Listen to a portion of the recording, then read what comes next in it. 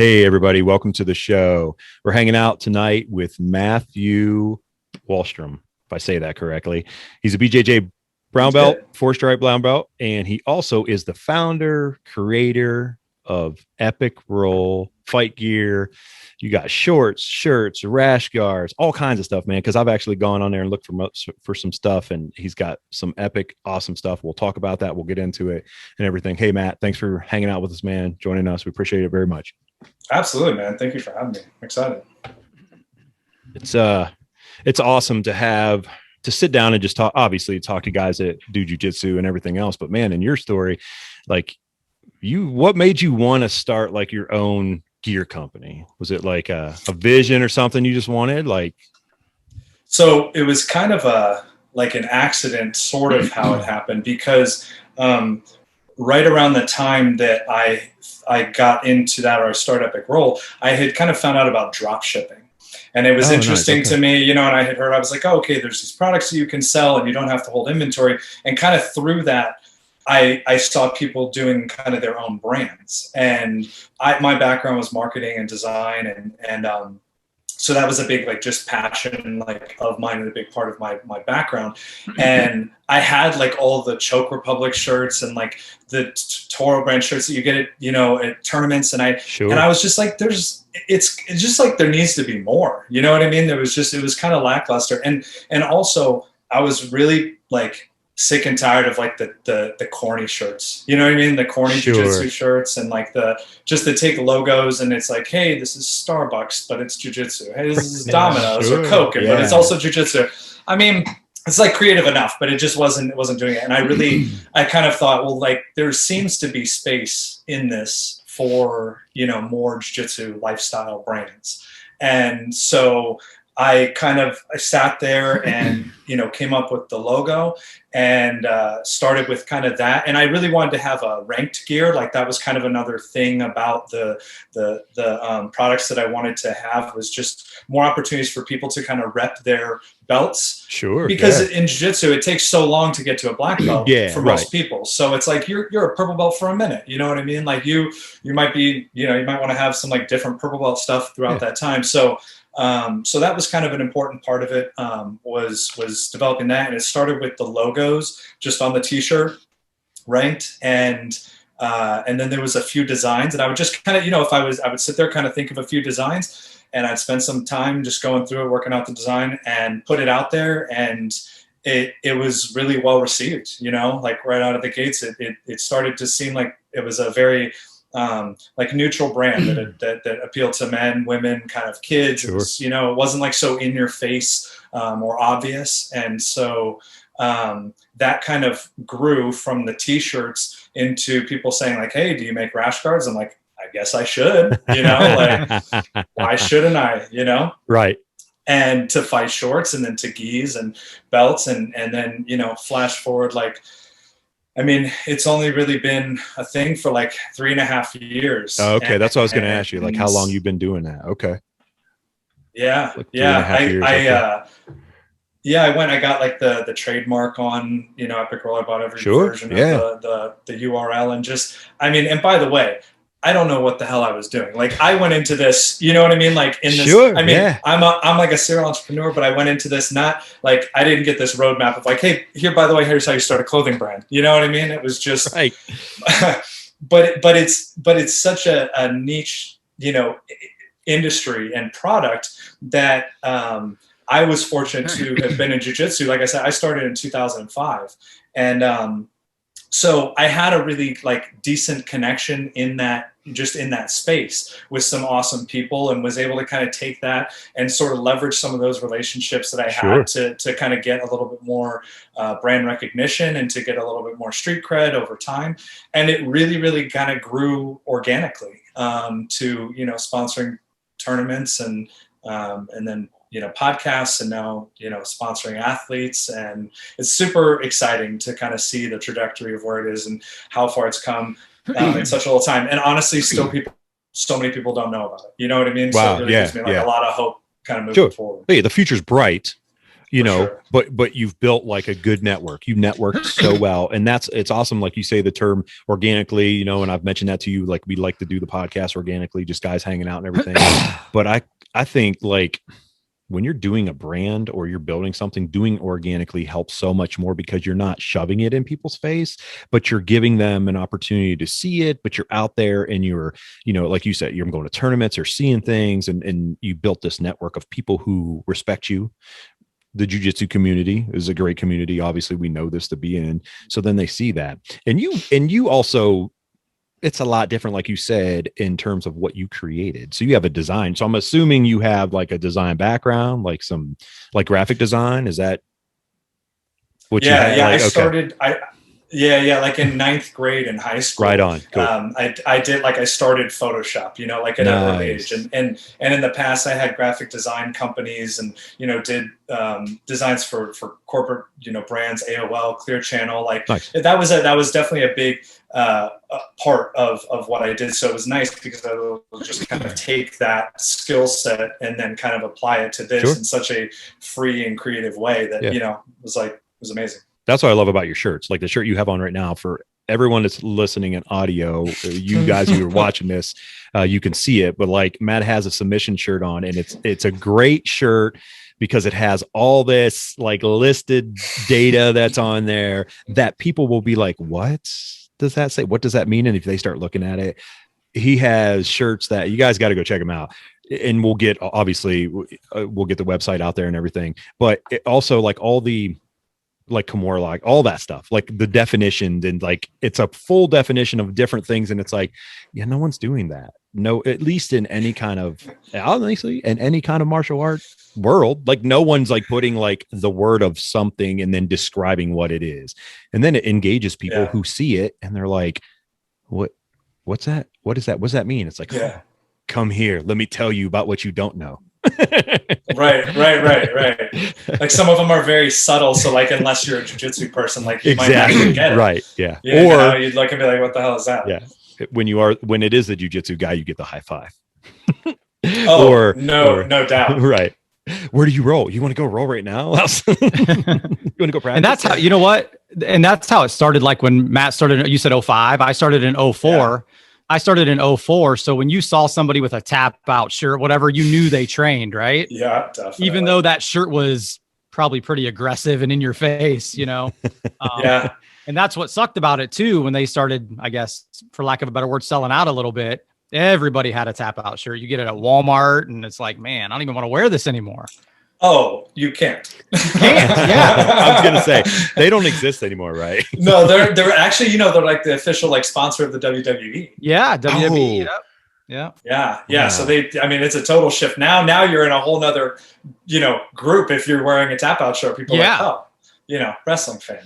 You like Triple H and The Undertaker, and not that there's anything wrong about that. Everybody out there who loves wrestling. I grew up watching wrestling, and I went to a couple shows in Cleveland. Oh yeah. I liked Stone Cold Steve Austin just like the next guy. I like the Attitude Era.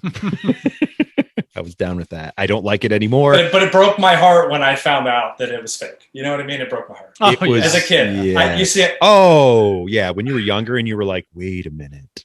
I grew up in California. So my dad took me to the Andre the Giant, Hulk Hogan, steel cage really death match, that big. Man. Oh man. What other match would you want to attend? I mean, I remember the steel cage coming down from the sky, like locking them in. I mean, incredible. And then I remember seeing about like Hulk Hogan using steroids, and I was like, no. And then like it was fake, and I was like, I hate it. Like, you know, like I'm over it, out. I've been living a lie. You know, it was terrible. It was crazy. I was just watching a documentary on TV. They've been doing a documentary, and sometimes I'll catch it as wrestling. And they had the Ultimate Warrior and Sting. And I didn't know this about Sting. They were both, I knew Ultimate Warrior was, but they were professional bodybuilders before they even started. And I was like, wow, I didn't know. And they showed like him, and they showed Ultimate Warrior and Sting together. They were a tag team when they first came in Texas.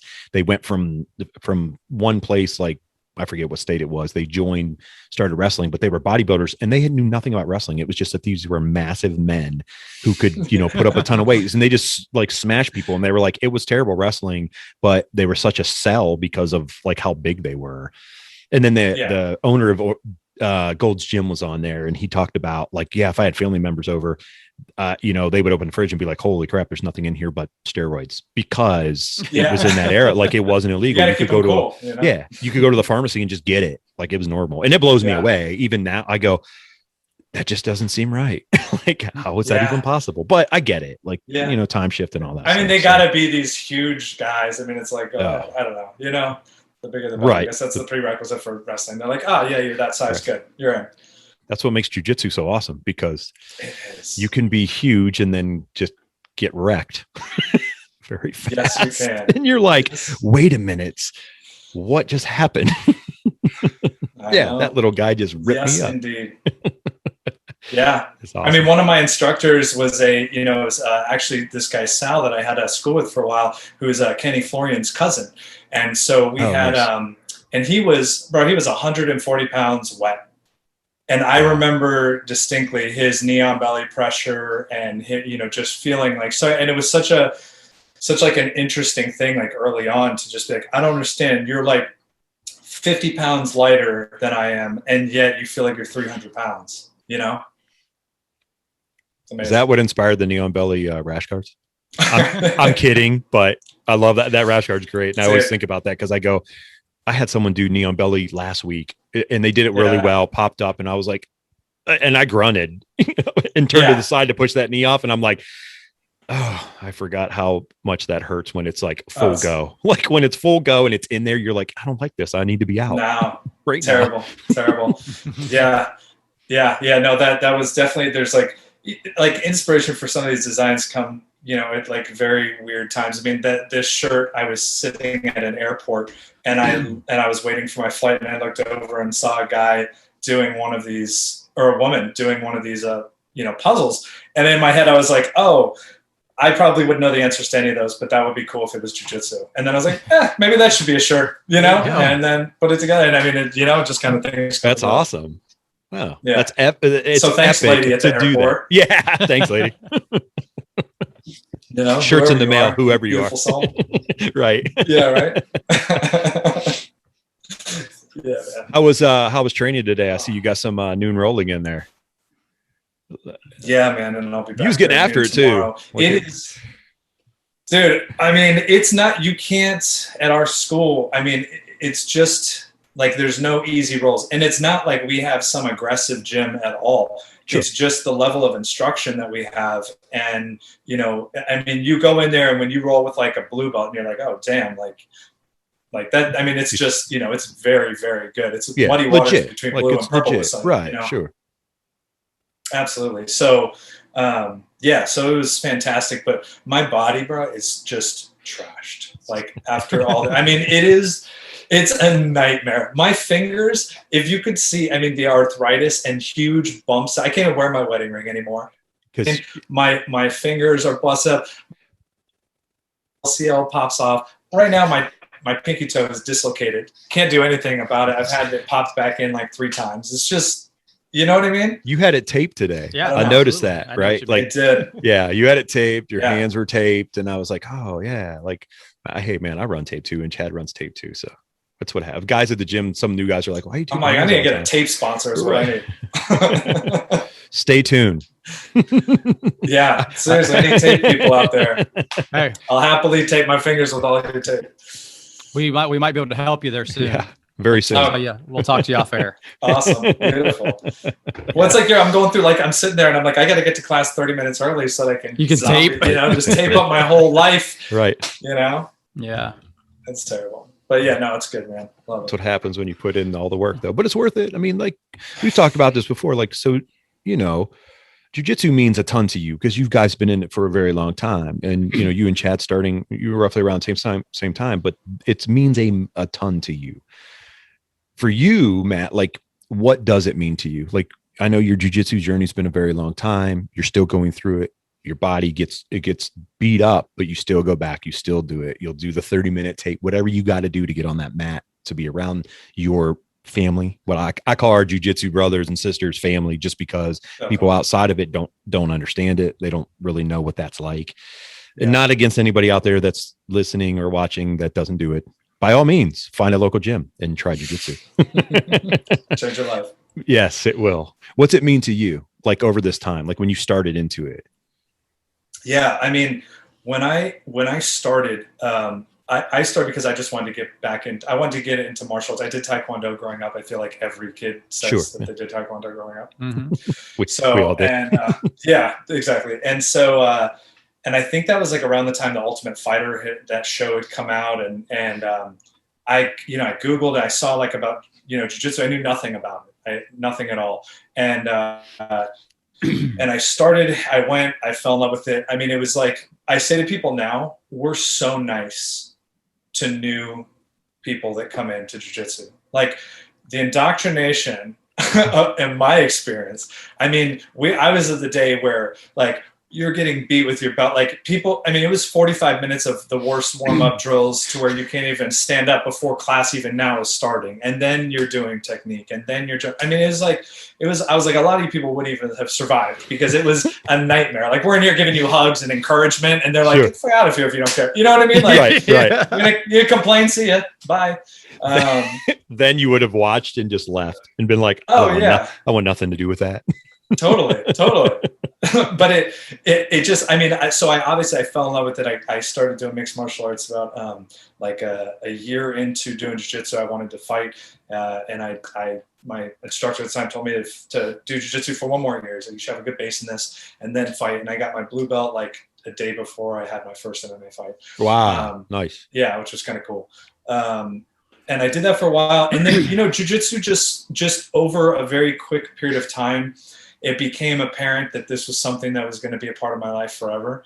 And barring any injuries that would stop me from going, like, I've had them. I mean, I had a time where I was supposed to go with Sal and with Kenny Florian to Peru to his big black belt seminar. And I had a massive herniated disc from playing off my back for so long. Man. And I couldn't even like walk for days. And the doctor was like, dude, you're out of jiu-jitsu for at least 6 months. And he's like, and we recommend surgery. I remember like walking out of that, just sobbing, crying, like just a baby going, because I was just like, that was devastated. What do you mean take me off the mats for like 6 months? Like, no, it's like the worst punishment you could give to me. Mm-hmm. And so it just became something that was just a staple. And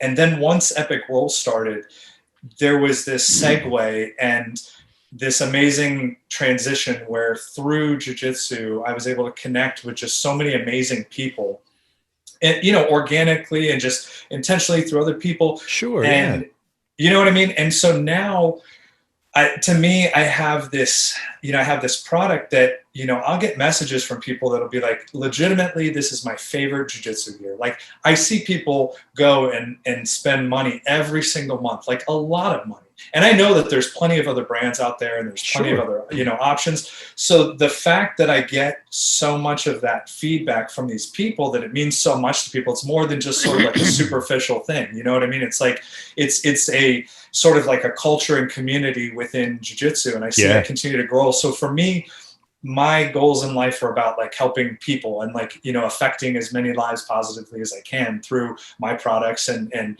companies and innovations and things like that. So to me, this is the greatest gift of all, to be able to take something love like jiu-jitsu and, unintentionally monetize it, but then be able to go out, and there would be no reason that I would be able to connect really with the people that I do if it wasn't for Epic Roll, if it wasn't for jiu-jitsu, you know what I mean?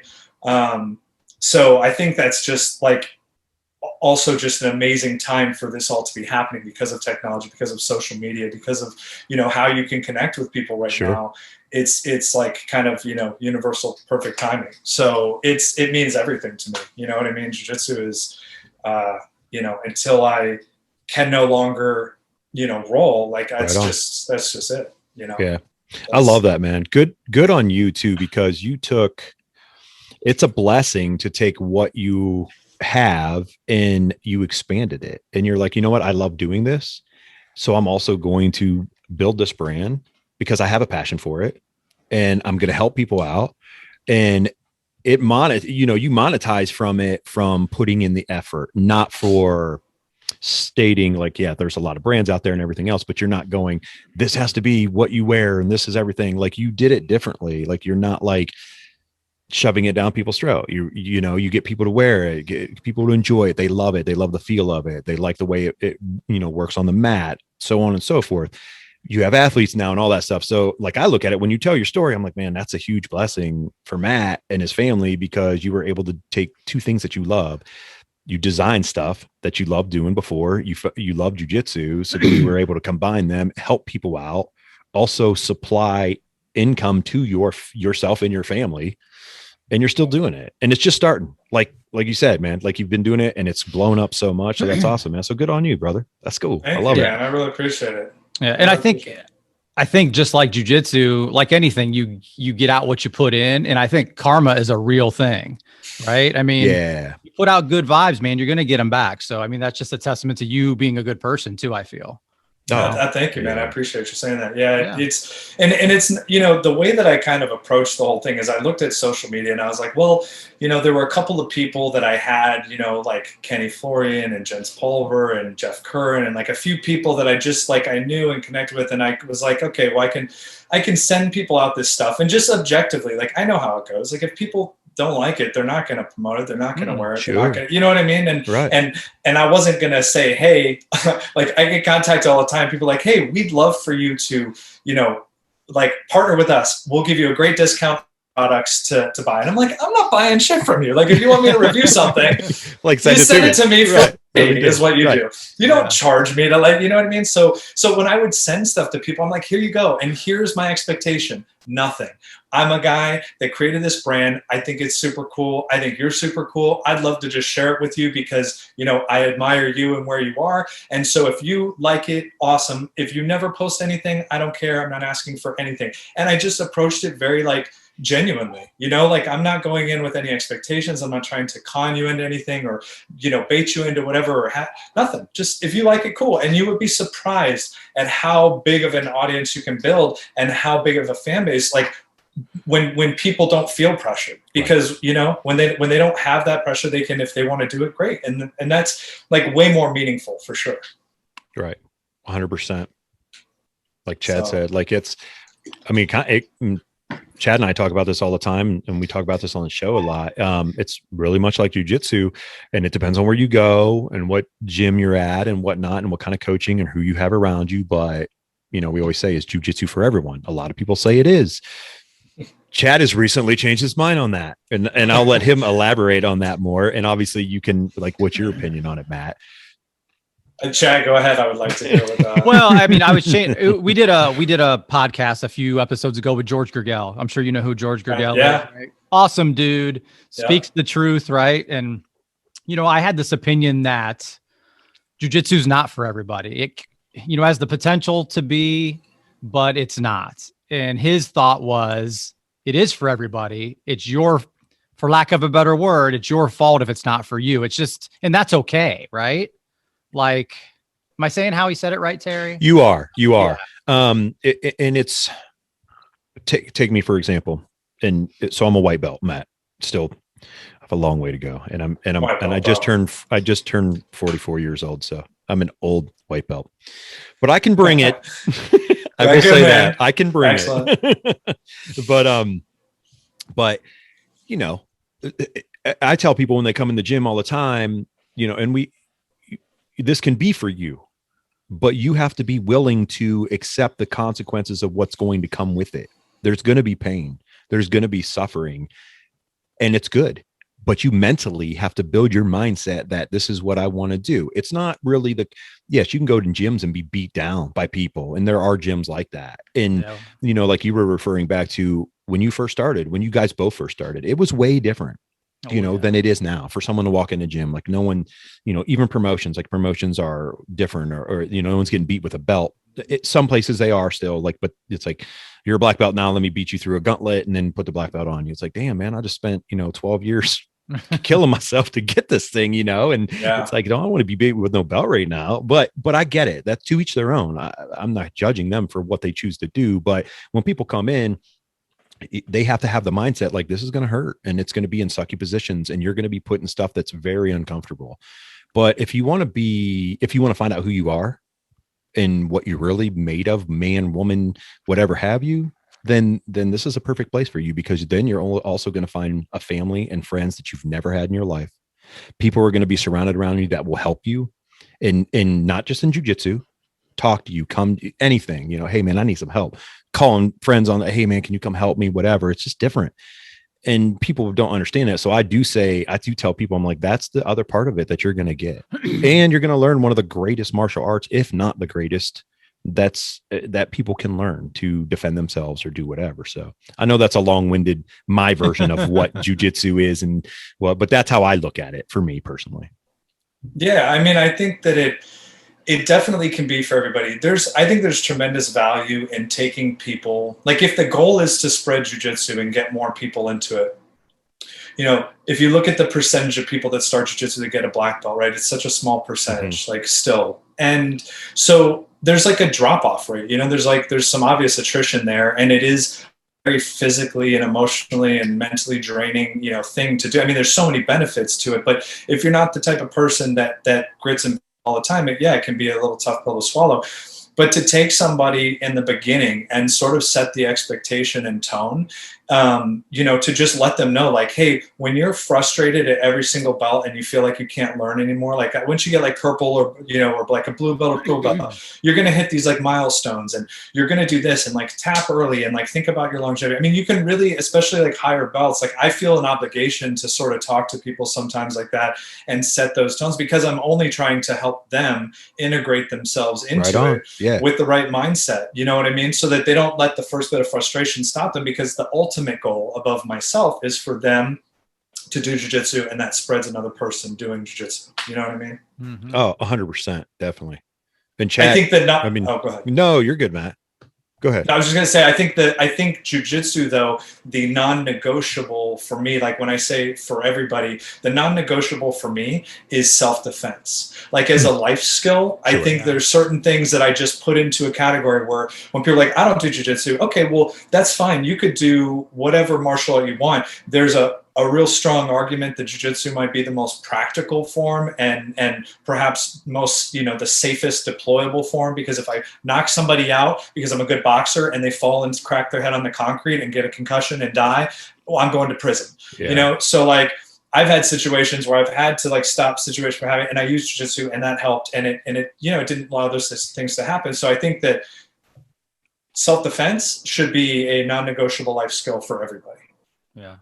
Doesn't have to be jiu-jitsu, but it's not a bad one to know. Not bad at all. So again, everybody out there, go find your local jiu-jitsu gym and walk in. There'll be plenty of nice people that'll help you. With ears that look all perfect and pristine. And Do you guys do a lot of do you have a lot of cross training at your gym with other people? Other gyms, you mean? Yeah. We'll get back to that with COVID. During that, we weren't doing any cross training. It was just our people and brand new people. But we weren't guys cross trained very much during that at all. So we'll get back to that. Yeah. Everybody's got like a speakeasy jiu-jitsu place set up. It's all boarded. Everybody's going around the back doing a special knock, Right. Hold on a Yeah. second. Let me go unlock the door. Yeah. Secret tab. magic code. Exactly. Magic code tab, the secret knob. That's right. Yeah. And but I'm all about cross training. I would never tell anybody they couldn't train anywhere, obviously, Yeah. Do you guys get a lot of cross training there, Matt, too? Oh, go ahead, Chad. Sorry. I was just going to, we've talked about it before. I think you do have to have loyalty somewhere, No doubt. Obviously rank and all that good stuff, but cross train as much as you can. Definitely. Yeah. Our school is huge with that. We have people that, we've had ADCC competitors come through just to train leg locks with us. Cause our lineage is, from Henzo. Yeah. I was going to ask you like what that is. Nice. Okay. Yeah. So basically Henzo, Ricardo Almeida, Tom DeBlas, Sean Stootman, who is my instructor, who's ninja and apparently certified in every martial art you could possibly. I went on his website when I first came. I was like, I read your bio, and I went on the next. I was like, oh, so you're a ninja? That's great. Like you know what I mean? Like that's the way to describe it. I mean, like his like resume is stupid. It's incredible actually, because when you transition to a place where you have such elevated levels of training. I remember the first time going and like rolling with him. Like one of my best friends who's first degree black belt is there. And so I would go and visit him before I officially joined that school. And I remember rolling with him, and I'm like, I would roll and literally could do nothing. I could do zero things, and I couldn't figure it out in my brain. I was like, no. I've been doing this 15 years. What do you like? This is not happening. I don't understand. So to me, it was like this light bulb moment of going in and going, wow, there's a whole nother level of jiu-jitsu that is out there. And I'm so blessed to be in a place that has that, level of instruction, because it's made such tremendous gains for me, selfishly, personally. Sure. So. That's what I love about it so much. Like there's no, really, there's no true end to jiu-jitsu. It's there. No.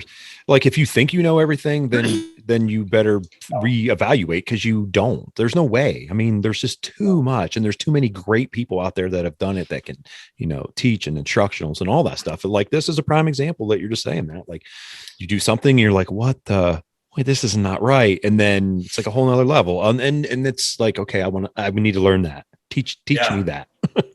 Well, a lot of people though, are still kind of like, you'll find that there are still schools that very much keep to their own, and they don't embrace, I'd say like what we study most is like probably more American jiu-jitsu than traditional Brazilian jiu-jitsu, right? It's a heavy leg game, and you can ignore that stuff now, but I mean, it's like, if you're not training that and you go and roll with somebody who does, even on like a blue belt level for like, we've had like black belts come in and get tapped out by blue belts of us with leg submission. You know what I mean? That's just like, and in my head, that's the thing that should never happen ever, Right. Yeah. Cause you're looking at that rank difference and the knowledge, and you're like, even if you don't know it, you need to know the defenses too. Sure. Exactly. Legs might not be your whole thing, but dude, you got to at least, right. Looking around like, a little bit. So is that guy? Who's that guy over there? No. That's what I do all the time when I watch these guys. Go ahead. Shout them out. No, I was just say, so shout out to Silverback. You know what I mean? Chantilly, Virginia, man. If you guys are locals, you got to come and check them out, man. It's amazing. Very cool. I want to ask you about this. You posted about this, but I'm going to ask you anyway. So what's the brainchild behind the shaker? Wow. When I saw that, I was like, wait, he did 2 sizes? I'm like, it's actually just one bottle. Oh, okay. You're just removing this. You're just so you can either do it with 1 scoop of protein, or you can use the bigger one and be able to have 2 scoops of protein. This nice. Yep. So that way you don't have, this is actually very similar to like a blender bottle size. Sure. This one is obviously a little, slightly bigger.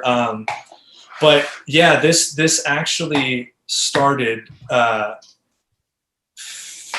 14 years ago. Oh, wow. Okay. So you've been working on this for a little while, right? Obviously. Very long time.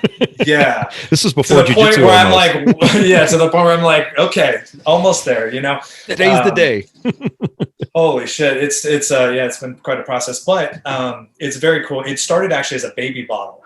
So when I had my first kid, we had to bottle feed a lot. And so I'm like walking around with formula and water and containers. And I remember sitting there one day, I was at church, and my wife was homesick, and I got my son, and he's crying, and I'm trying to scoop the thing into it. I literally scooped formula onto his face, like Father of the Year, and I'm making just a disaster of the situation. He's screaming. I'm mortified.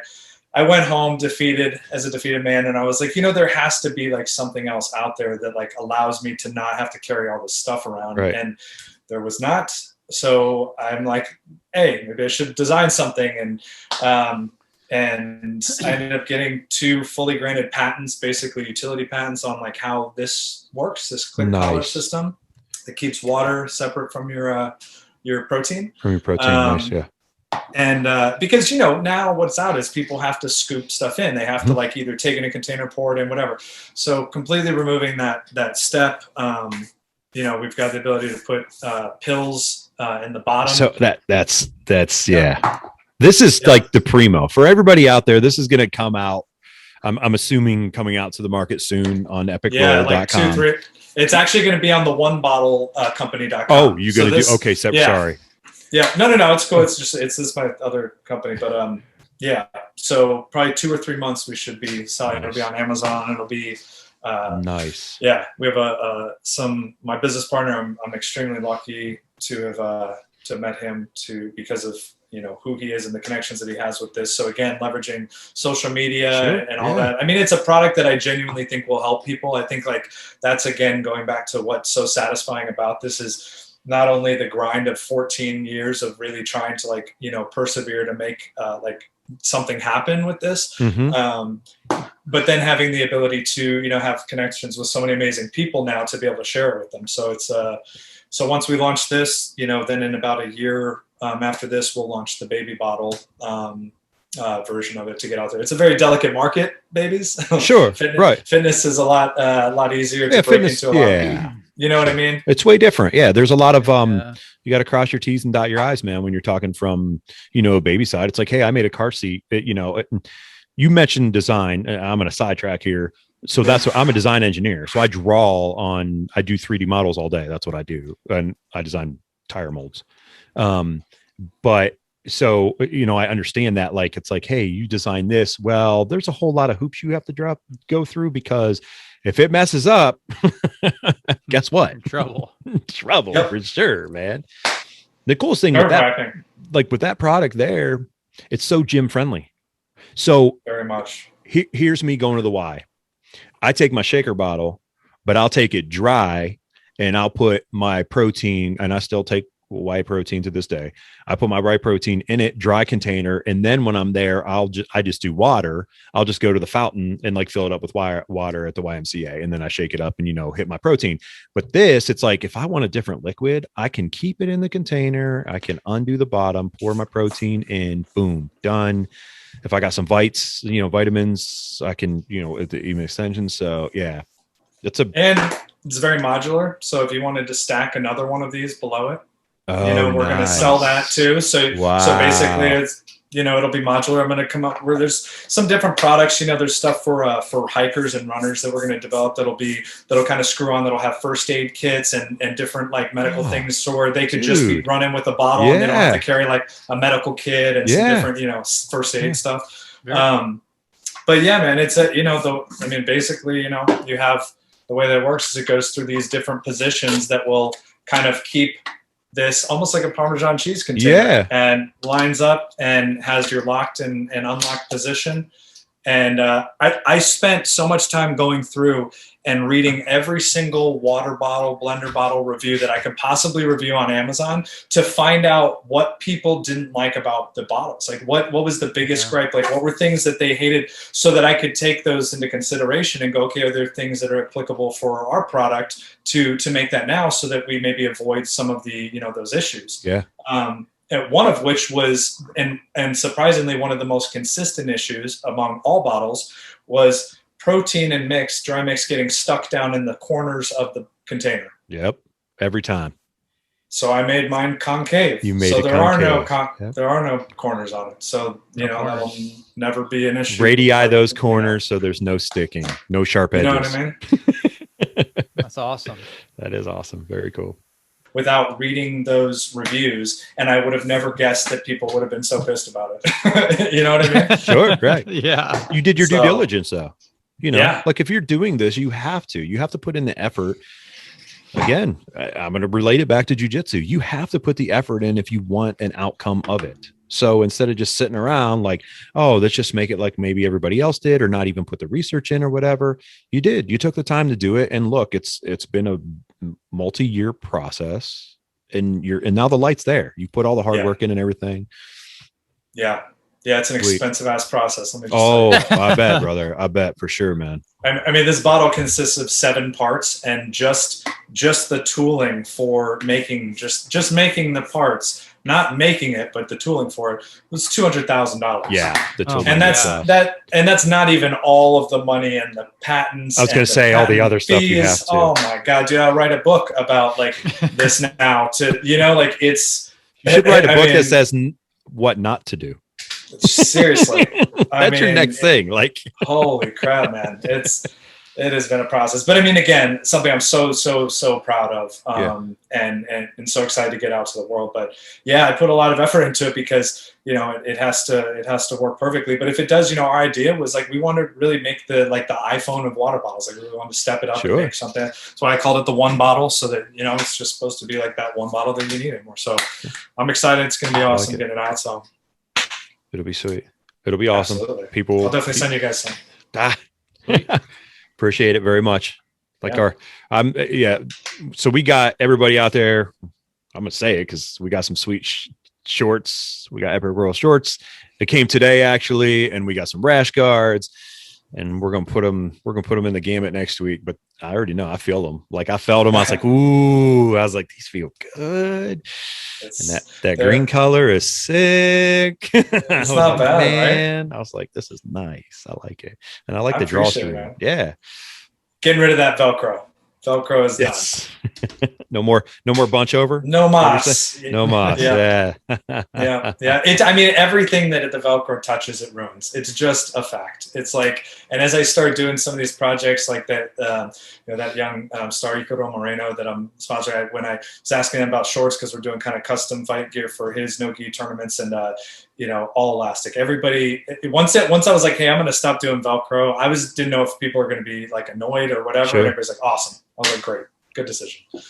Because it touches your rash guard, it messes it up. It touches the string of your drawstring, it frays it and pulls it apart. It just sucks. And that's what like your shorts, you have like solid, good elastic, but you have the drawstring inside, so it's still there. So you can still draw, and you still have the tightness from the elastic. So your drawers ain't coming down because they're tied up.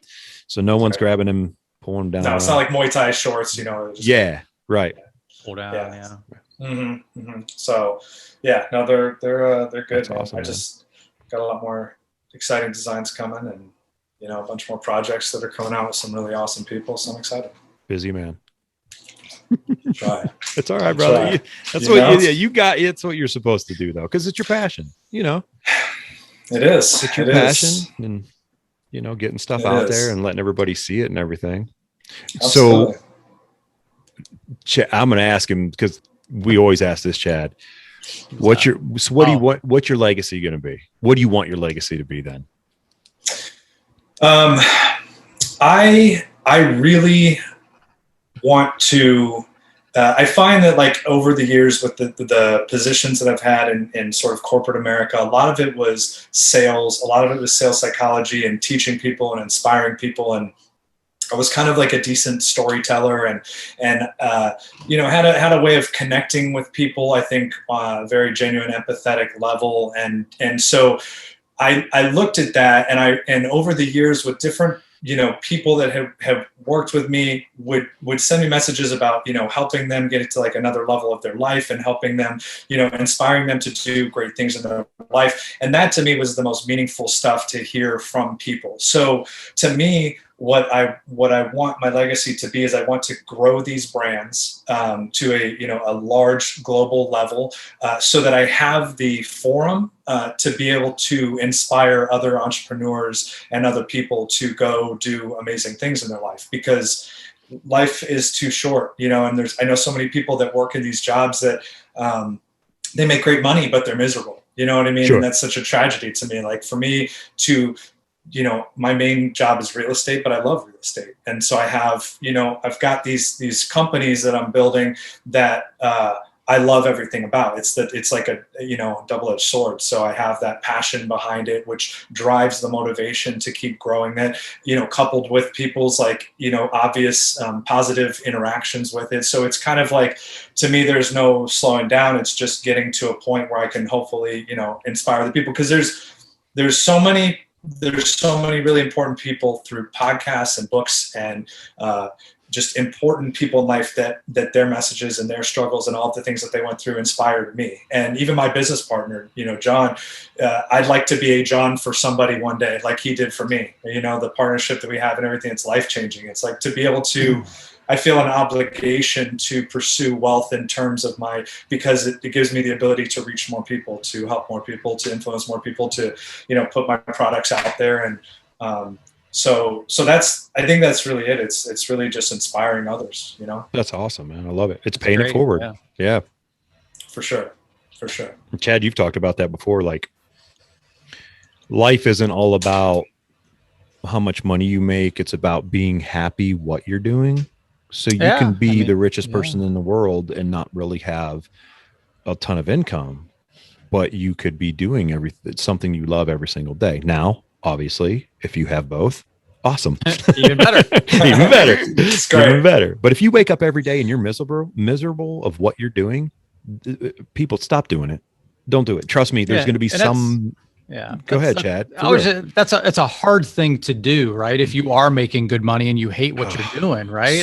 So hard to do. I was kind of forced into that position. I was in logistics forever and warehousing, and I worked my way up from driving a forklift, working in the warehouse, to being the manager of that, right? And being over people. And, then you get into that. That's a whole different headache, right? Than actually doing the work. So I lost my job doing that. And I'm like, what am I going to do? I made good money. I had a cell phone, a laptop, but a week after I was out of there, I'm like, I'm happier than I have been in 10 years. Right.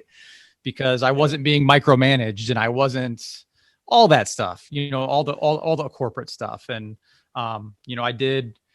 I worked at a gold store for a while after that, where you just go and you buy people's gold. And then it came up the opportunity at East Coast, because I'm not the owner of East Coast, to manage the gym. And I'm like, yes, absolutely. To manage day to day and be able to teach. I did teach jujitsu then, but not as much, to teach all week and run the gym and keep the legacy of, we've never talked about it, Matt, but the the owner of East Coast passed away of stage 4 cancer about 6 years ago. His wife still owns it. She lives in South Carolina, and I run day to day, and she's very involved in everything. So when he was still alive, he asked me to run the gym, and I'm like, absolutely.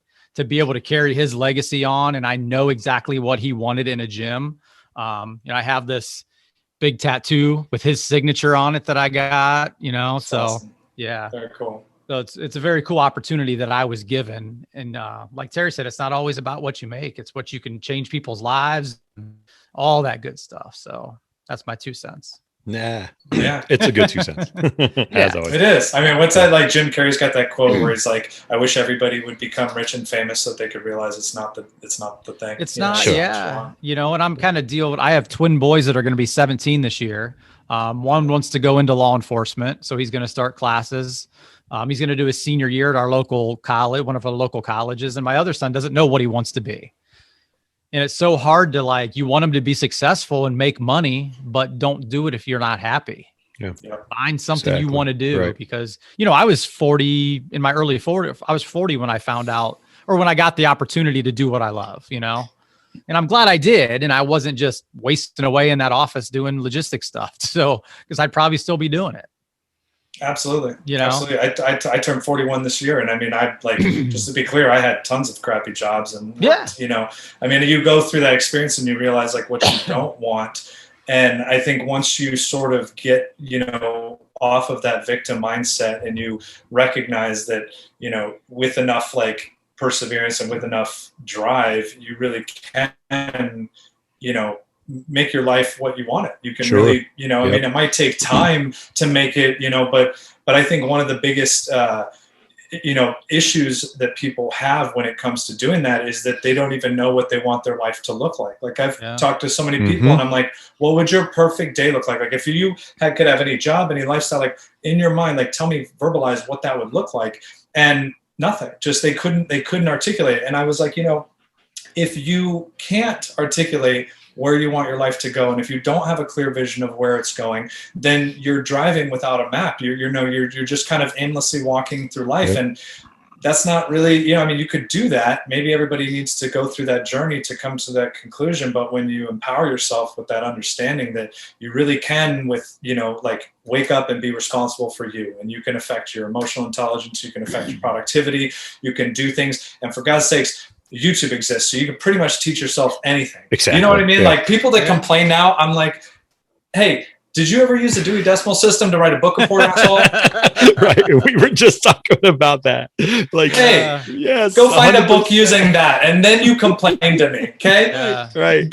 I mean, get out of here with Google everything immediately. You have Exactly. to answer to, and YouTube, and you teach yourself. I mean, so to me, it's like, you know, people that sort of take that and make excuses, it's sad, because it's just delaying the time that you could spend, you know, progressing your life and exactly, putting it in the direction where you want. So being better. 100%. Yeah, absolutely. And if you have, you know, Matt, you have kids, Chad, you have kids. I have 3 kids. And so you can project that onto them. Like, oh, you don't have to like do this, but if you work hard and then you stay focused, or you put forth effort, you know, stay the grind, do it. It's going to suck sometimes. Yes, it is, but be willing to keep an open mind and do this kind of stuff. And you can be very successful, and then you can be very happy, and you could wake up every day doing what you love and not worry about all that stuff. Or you could wake up every day and be happy and be as rich as you want to be, as you possibly could be. You know what I mean? So yeah.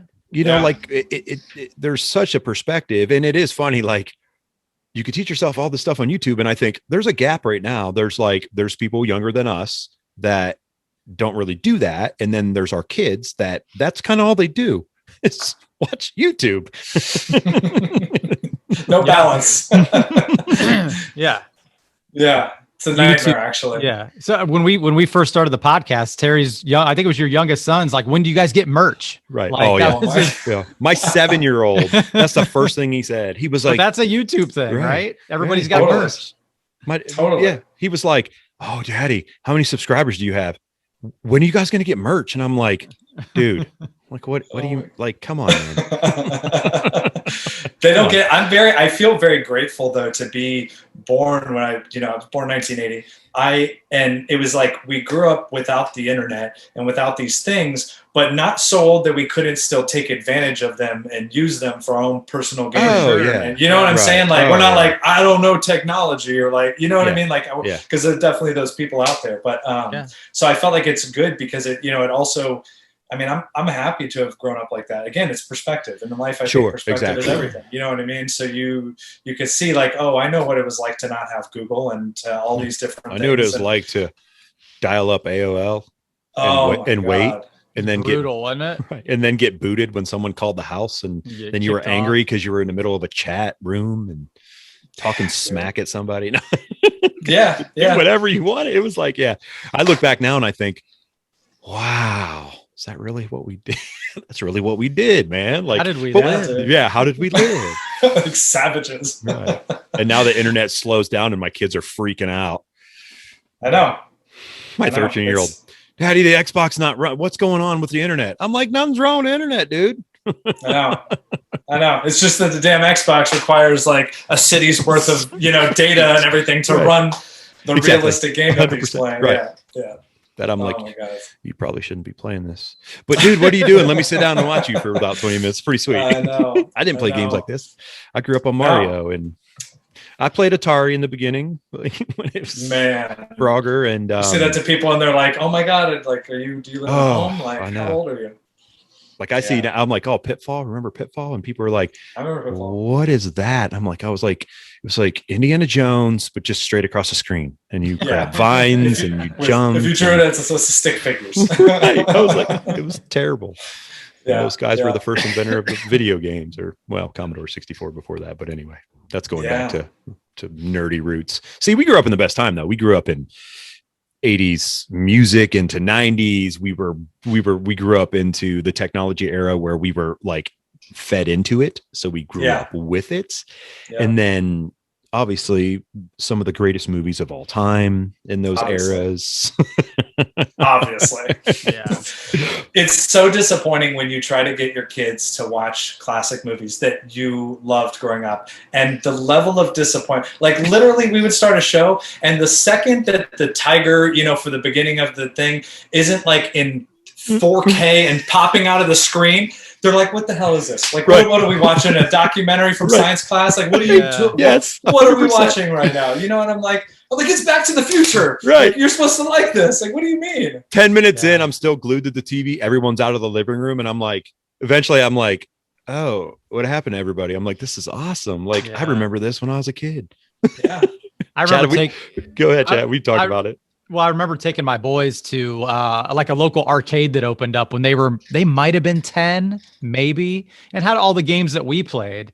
And they were playing like the PlayStation that they had hooked up in the arcade. I'm like, you don't like these? No, the graphics are terrible. Like, these graphics are great. I mean, they were terrible, but right. It is funny now. We didn't have anything else. Right. Nothing. Exactly. Great. Nothing. It's great. Like, man, play Tecmo Bowl and shut up. Oh, I know. How awesome was Tecmo Bowl? You get Bo Jackson, you were super fast, and then you could hit the turbo button and just run super fast. Barry Sanders was actually in that. All the old guys were in there. And all of them. Sweet. All of them. So many good ones. I actually, when they came out with the retro Nintendo, we got it. I was like, oh, dude, Tecmo Bowl's on here. So we played it. My son was like, he doesn't play sports games. He's all into Call of Duty and everything. And I go, this is awesome. And he's like looking at me, and I was like, I'm an old dork. I don't even know what to say to you. Like, it's like, all right, son, you have fun. I'm going to go now. I know. I think the only leverage I have against my oldest son is just that I can still kick his ass in jiu-jitsu. You know what I mean? There you go. He's got this like date in his head. He's like, I think 18, and like now, training. He trains. He's 15. He turns 16 on Christmas Day, and so he'll get his blue belt. Probably around that time. Very cool. And it's crazy because I was like, bro, you're gonna get your blue belt at 16 years old. I got mine at 27. You know what I mean? Like, I'm going to be 41 getting a black belt. You're going to be like 21. Like, yeah. It's crazy. There's going to be a shift. So I'm holding on to that like as long as I can. You know what I mean? Yeah. And there'll always be that skill transition. He'll just be learning all the new tricks and little things. And you'll be like, dang it. Like, I know. Your mind works a little bit faster. Like young purple belt, young, strong 25-year-old purple belt. It's the biggest pain in the ass in the gym, So my 7-year-old started a couple months ago. He was bugging me, and kids weren't doing contact until get just cleared months ago. So he's like, I want to go, Daddy. I got to go do jiu-jitsu. And he was like, when can I go with you? I was like, buddy, you have a ways to go until you go with me to the mat. You're right. And he's always bugging me all the time. Well, they've taught him a couple cross collar chokes and stuff, just, simple stuff, and simple stuff for him, really hard for me, but we'll just clear that up. So, but every time I come home, come in, first thing, come in door. Can we work on my choke? Can we work on my choke? I'm like, he's like, no, Dad, your grip goes like this. Right. I'm like, right. I'm like, what? I'm like, I'm all sweaty, dude. I got to take a shower. Let's work on this tomorrow. Can you pass my great guard? Though that he cares, that's awesome that he wants to do it. And the coaches there are fantastic at our gym, and which helps, it gave him the confidence to believe even at a young age. Cause it was interesting. His one coach on Monday, Pete, he's our other black belt. He teaches the kids on Monday. He asked, my son's name's Archer. He was like, you want to learn how to choke? And they were all in a group doing it around. And he was like, no. And he was scared. Like, he just didn't at first, because he was just like choking someone. Like, that's not something you do. But then Pete was so good. He's such a great coach in terms with the kids, and in general, he's a great guy. He came around and waited to him. He's like, Archer, are you sure you don't want to try it? And he was like, okay, I'll do it. And then that was it. And then I tell Pete all the time, every time I see him, I'm thanks. Like, he's hooked, like, all the time now. He's like, I'm like, yeah, someday you'll choke me, Archer. Someday you'll choke me. Oh man. I don't know if it would have ever been a negotiable about my kids not doing jiu-jitsu. Like, both of them, I started at 5, Nice. And I have a dojo in the house too. But they, luckily they liked it, but I was just like, well, it's good, because I was going to make you anyway, Yeah, right. And you had no choice anyway. Right. And as we alluded to, like, I mean, to be frank, it's essential for people. I mean, if you're going to any kind of field, really, and anything, that type of defense is just, there's nothing that compares to it in terms of being able to close quarters defense.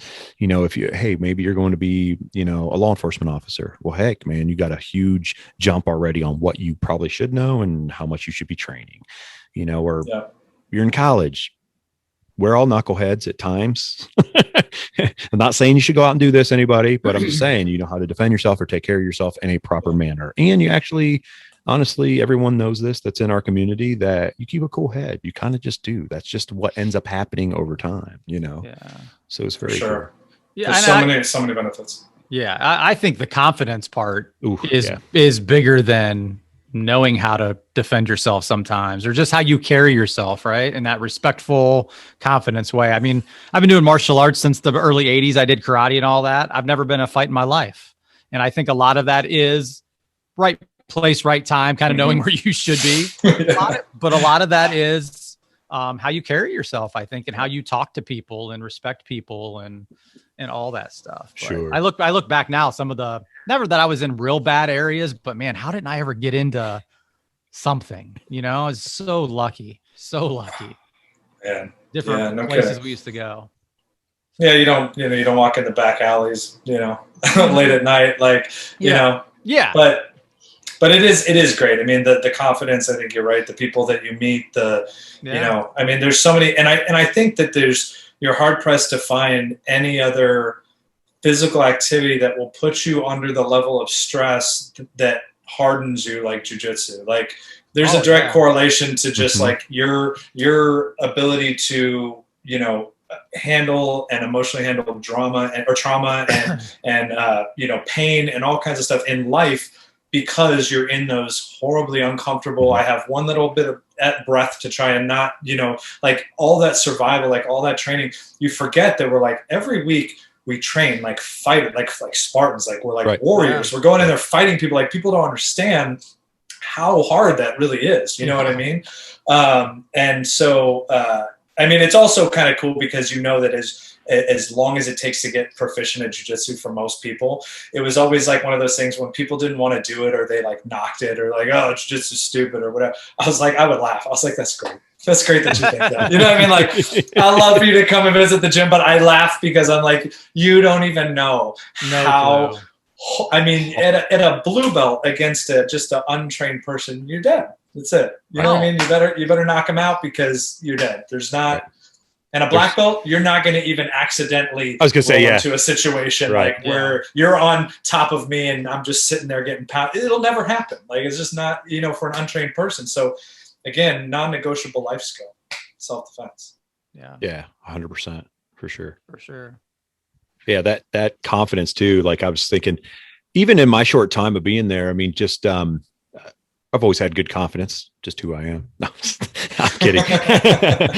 But it has helped. But also the coolest thing is, like from jiu-jitsu standpoint, is like Matt, what you're alluding to, like you roll hard. I mean, you roll hard, you get hard rolls in. Sometimes you're working some stuff and you roll hard, but it's jiu-jitsu hard. Like you're trying to get moves, you're trying to get position, you're trying to get your hands and locked in certain positions and trying to go for certain things. Maybe you're not trying to go for a submission. You're just trying to get to a certain location.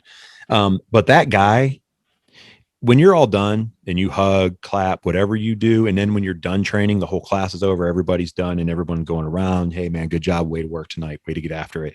They care about your well-being. They care about you versus like other things. Like people don't understand that part. It's like that dude wants to choke me out or do things to me. But at the end of the day, he's going to pick me up off the mat. He's going to thank me. I'm going to thank him, and we're going to go on our way. And we care about each other when we leave. You know, there's times when you're like, SOB, man, that he was going way hard. Like, you know what I mean? But that's just in general. But at the end of but truly that confidence and that encouragement comes from just being in the grind. You're in the trenches, and trenches that people don't understand unless you're there, you know? No, for sure. I remember walking through LA one time, like near the Grauman Theater, and we were on our way to Hawaii, and we were walking through just to see the sights and show the kids. And I see this guy in like a group of people ahead walking towards me, and we're walking past him. I got my crew with me, my family. He's wearing a jiu-jitsu shirt. I'm wearing a jiu-jitsu shirt. We meet eyes. Unrehearsed. I mean, but we're like a distance away. We walk by, unrehearsed, both just it was like a simultaneous. We just pounded fists and just kept walking. Never said a word. It was amazing. I was just so cool. I was like, that's jiu-jitsu. Like I've traveled to different countries, different states, and I have schools where I go every time I travel. I go and train with them. It's amazing to have like a community of people like that. Like it's everybody wants to believe like their fraternity and their group and their people are like the tightest people. But jiu-jitsu really is like, I think because of how primal it is in the training and the emotions that come along with that there's just a different level of maybe connection, that people share through it and respect. And they understand it because you're climbing that mountain. So, when we say there's a lot of blood, sweat, and tears, like that's not just some mannerism we're saying. That's truth. Like there are blood, sweat, and tears that you're going to put because there's time you're leaving. And Chad has done I couldn't have asked for a better coach to be at my age than having Chad. And we've built a really good relationship. We're really good friends. And he encourages me all the time because there's been times I'm young in my jiu-jitsu, journey. And I'm like, I suck at this. I don't know that I can do this anymore. Cause there's been times I've left and I'm like, suck. I text him. I suck. I said, yes, you do. We all do. Right. No, I mean, none of us are right. That, in the big picture of things, like, and I've told Terry, and it's a lack of a better way of saying it, but at a white belt level, you should suck, right? Like you're not going to know everything or even how to get out. You don't know what you don't know. Right. Like it's just so much like, and from when me and Matt started, things are so much different. Like you said, we're taking care of the new guys. We're talking to them like, hey, if this hurts, make sure you tap or make sure you say something. Sure. My first class, I got heel hooked. I had no clue. Like nobody said, hey, if this hurts, tap. I'm like, I don't even know what you're doing. No clue. Oh. So you're kind of supposed to suck for a while, I think, It's just the way it is. My brother-in-law, I got him to finally start. He's been married to my sister like 8 years. Now he's just been like a year into it. And the text message that I sent him one day that like finally got him to just, go, okay, is I was like, hey man, just so you know, until you start training jiu-jitsu, you're going to have to walk around every day in your life knowing that if I wanted to, I could kill you. I could kill you and there's nothing you could do about it. And he was like, he wrote back, he's like, are you serious? And I was like, well, yeah, but like, but just like, I'm just trying to make a point here, like doing jujitsu. And he was like, boom, he said, and now he tells me, he's like, damn it, man, I wish that I had started 7 years ago.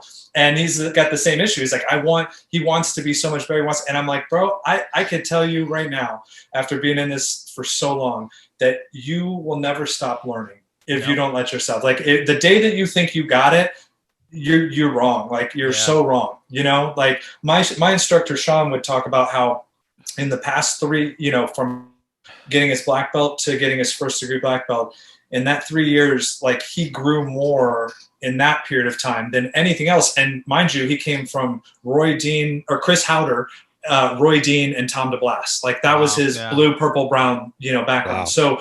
So to hear that, you just recognize that like there is so much to learn. And now that I think the fun part is probably for us have been doing for so long is like, you take these small concepts and you make these small adjustments and they have huge implications because you already have such a solid base. You already have these things that now when I learn these fun things. So I'm like, there's so much better to get always. And it's frustrating, but those conversations that you have with people, again, going back to that is one way to kind of mitigate some of those frustrations that people have. Not that you're going to quit because you had a bad day, but just letting people know, we all had that. Like we all sucked and we all got our asses kicked and we just, and it's a humbling thing for a long, long time. For sure.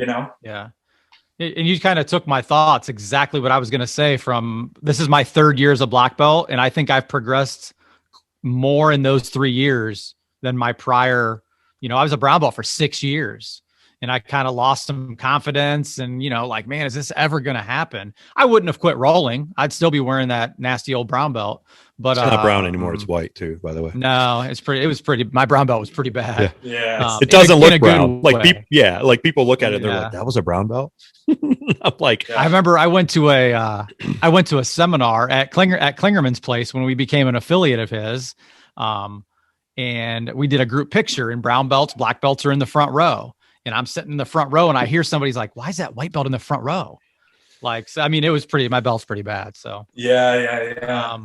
But I think, I think some confidence when I got my black belt helped. Like, hey, I do know what I'm doing. So that helped a lot. So yeah. And then they got the big target on your back. You know what I mean? Yeah. And everybody wants to everybody wants to roll with you. Yeah. They want to tap out the black belt. I like to roll with them just so I can learn. It's like that's my goal. I was like, I know this is going to be bad, or it can potentially be really bad, but I look at it as a learning. Every senior belt that I roll with, that's my first mindset thought when I go into it. I'm like, I'm going to be put in bad positions, but that's cool. Like, just bring it, like, because I'm not going to learn unless I do this. So I pay attention to where hands are, locations, feet, legs, turning, moving. That's just the way my mind thinks. Being kind of that engineer type mind, like I really do an analytic thing on it, and I analyze everything. So yeah, for me, it's like, okay.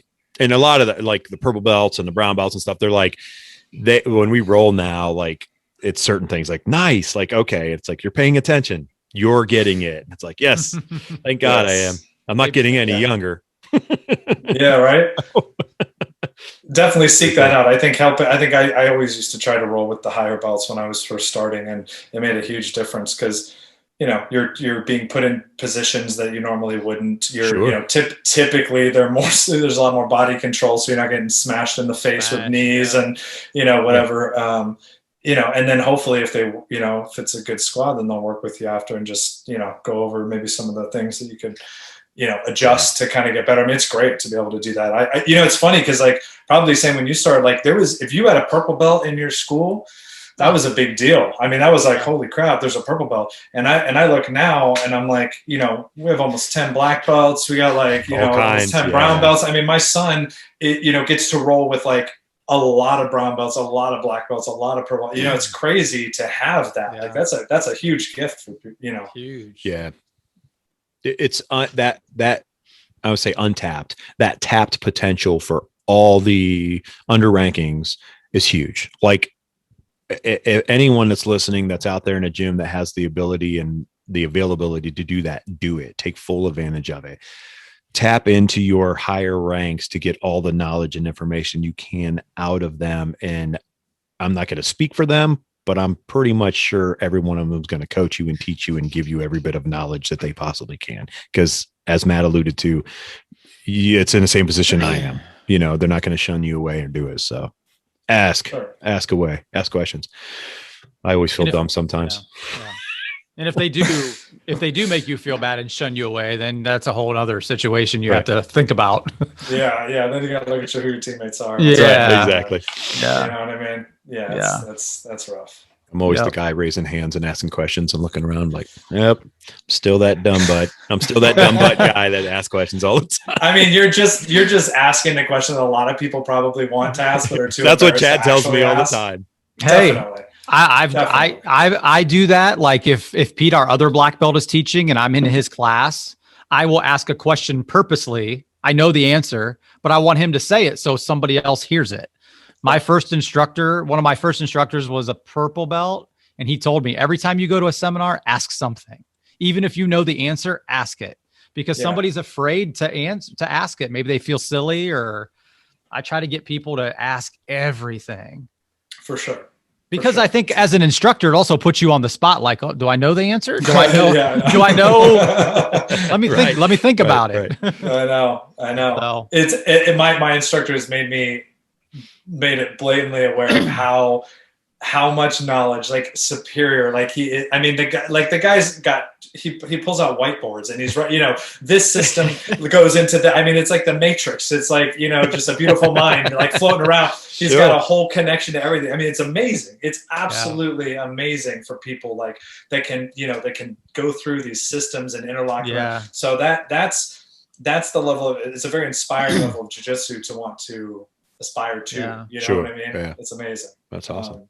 So and at the same time, you know, being an instructor, I'm humble enough to be like, I don't know, but let's figure it out. I talked to James. We have one of our good friends, Jay Stu. He's a blue belt with us. He's very good at baseball chokes. I'm not. So I'm like, hey, you want to show some baseball chokes? Nothing wrong with that, you know? No, not at all. Not at all. So, I think all the gyms should be in that. I think there's a lot of intimidation to that. And at our school, I remember my buddy Philip, who says a first degree black belt, he was demonstrating the technique, you know, with Sean, and asked a question like up, you know, in front of everybody about that. I was like, oh damn, that's cool. I didn't know that was a thing that we did here. That's great. Fantastic. Door open. I'm way less insecure now. Thank you. Right. Thanks.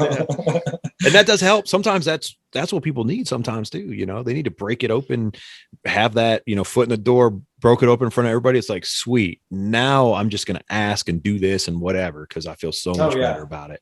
Versus being the scared kid that sits in the back of the room all the time. It's like, I'm never raising my hand. I know I want to. My brain tells me all day to do it, but I'm not doing it, you know? Yeah.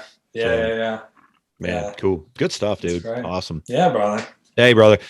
Shout them all out. Everything. All your social, do it. Give us a rundown. On Instagram, Epic Roll BJJ. The onebottlecompany.com and also the One Bottle Company. Silverback in Chantilly, Virginia. It's our school if anybody's in the area. It's funny, we have a lot of people that actually come down and train with us, like out of state. They'll come down, visit, and that we get to connect to. So anybody that's in the area that wants to come and train, doors are open. We'd love to have you guys. Very cool. So yeah, brother. So check those out, follow us on social media, and we'll definitely connect again when we get that launch of that bottle, so I can get you guys those and check that out. For sure, man. Everybody go out there and make sure you guys follow Matt. Everything will be in the show notes. As always, it's important that you guys go out there, support Matt, support us, everything we're doing. Appreciate everything that you did, Matt, everything that you're doing, coming on, hanging with us. Thank you so much, man, for taking the time. Thank you, brother. I appreciate you enjoying guys, it. Yeah. Thank you for the gear, sending the gear. We're gonna my pleasure. We're running next week, and I mean, it looks great. It looks good. I mean, I'm saying, it looks good. Like I can't. I can't do, and it's iconic because it's so different. The sushi roll. No one like. I'm like, man, that's sweet. And then the heart. Like I was looking at the patch today, and I was like, dang. I was like, that's like a legit looking heart, and just says jiu-jitsu, and then Epic. I was like, that is sweet. That's just it's simplistic, beautiful, and awesome at the same time. I was like, man, this is cool. You're making me blush. You know what I mean? Like, you're making me blush. Thank you so much, brother. I really appreciate that, dude. Man. For sure, man. Guys. Cool. Awesome. All right, my man. So good to connect with you guys. Thank you, guys. Appreciate it. Appreciate it so much. Cool. All right.